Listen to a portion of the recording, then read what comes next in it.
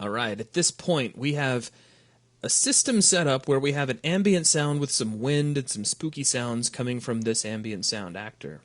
And then here in the back room we have two ambient sound simples that are creating some nice sound effects for our generators.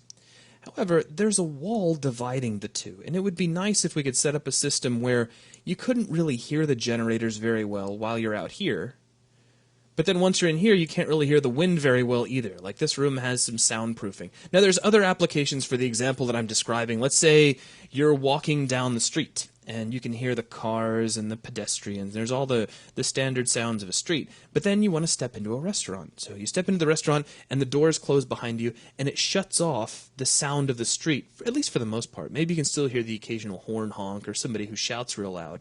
But then really most of what you hear now is the sound of a restaurant. People maybe conversing or the scrape of cutlery on dishes, that sort of thing. Doing this with these radius-based actors can be a little bit difficult. Now, to kind of show you an example of why, let me switch over to a top view. If we wanted to restrict the playback of our generator so that it was really only clearly heard here inside this room, we'd have to be very careful with our radii so that only the edges of the outer radius kind of bled out into the first room, and it would require us to take our ambient sound actors and possibly have a lot of different copies of it just to make sure we filled every nook and cranny. It's kind of tricky.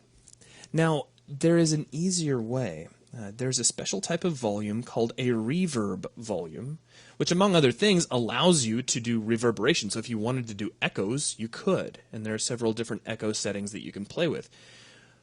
But more importantly, it allows you to establish ambient zones in your level so that sound effects can be controlled and contained within a specific volume. We could, if we wanted to, completely switch off the sounds of the generators when we leave the back room, and we wouldn't have to touch the radii of these actors at all. It's a very, very cool system. I will give you this one word of warning. As you set up an ambient zone or a reverb volume, every time you change a property, you have to rebuild your geometry because it uses that geometry build as a way to calculate which sound actors are inside the volume and which ones are outside of it. So what I'm going to be doing is just setting this up once, and then we'll pause while I do a full rebuild, and then we'll come back and show it. I'm not going to be doing a lot of setting tweaks back and forth, though it's very easy and fun to play with if you'd like to experiment on your own. So how do you create a reverb volume? Well, you create one the way you create any other volume.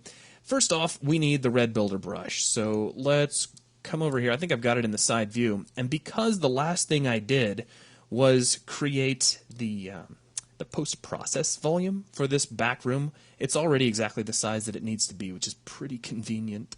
So I'm going to slide this up into the level. And just to be picky, I'm going to make sure that this volume is just a little bit offset from the post-process volume for no other reason than it'll make it easier for me to select. So they're just like one little grid space offset from one another. Now, with my red builder brush in position, we're going to right-click and come down to Reverb Volume. Now we can move the red builder brush out of the way at this point. It's gone. And the reverb volume is this great big yellow volume you see here, not to be confused with the great big yellow light mass importance volume. They just happen to have the same coloration. If we hit F4 and take a look at its properties, we have settings and we have ambient zone settings. So if you take a look at the settings, these are basic reverberation settings. Do you want to hear reverb? If so, what kind? And there are several different settings. There's cave, hallway, stone corridor, the kind of stuff that I've been used to seeing like in the effects section of my sound card for a while, but pretty cool to play with. You can also change the volume of your reverberation and the fade time for how quickly it'll fade out. Now, down from here, we have our ambient zone settings. If you check the inside checkbox, you've now established that this volume defines an ambient zone. So until you switch that checkbox, you don't have an ambient zone. Now you have two sets of properties. You have interior properties and exterior properties. Within each, you have volume, time, LPF, and LPF time. Now let's take a quick look at what these do. First off, each one of these two sets of properties you can think of as controlling what's going on the opposite side of the wall. For instance, exterior volume controls how sounds outside the room are going to sound while you're inside the room. Interior volume controls how sounds will sound that are inside the room while you are outside the room. So these properties always control what's taking place on the other side of the wall. And it makes sense, because while you're inside the same volume as your sound, you don't want to affect the sound. You want it to come in at full volume and be there and ready to listen to. So what I'm going to do is take both our interior and exterior volume and pull them way down. We're going to pull them down to, let's say, 0.25.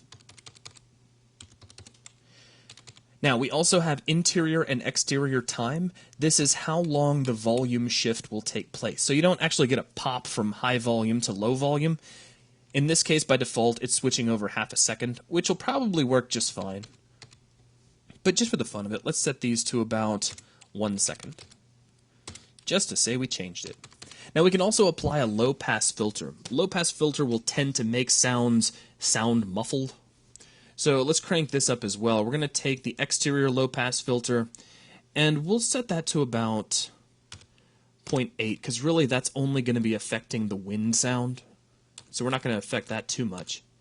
But the interior low-pass filter will be affecting how the generators sound while we're outside the generator room.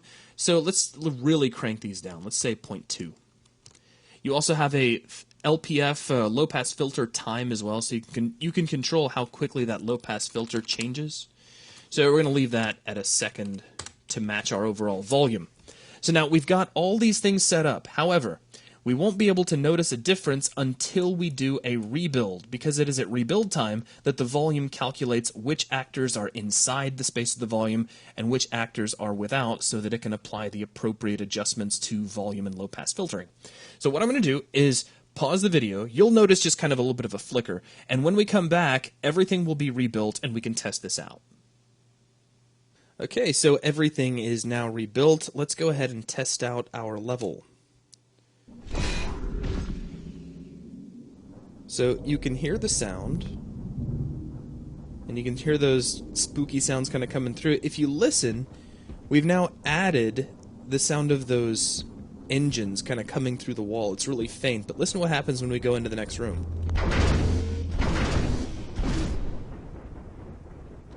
So now they're really loud. It does sound a lot like a train, doesn't it? And you can still make out the ambient sounds coming from the other side of the room. When we leave, though, they get quiet once again. So we've given the illusion that the player's kind of moving through a mostly soundproof room. That is essentially how ambient zones work. Make use of them. They will make your sound setups a lot easier. That's going to wrap things up for this video. Thanks a lot. We'll be right back.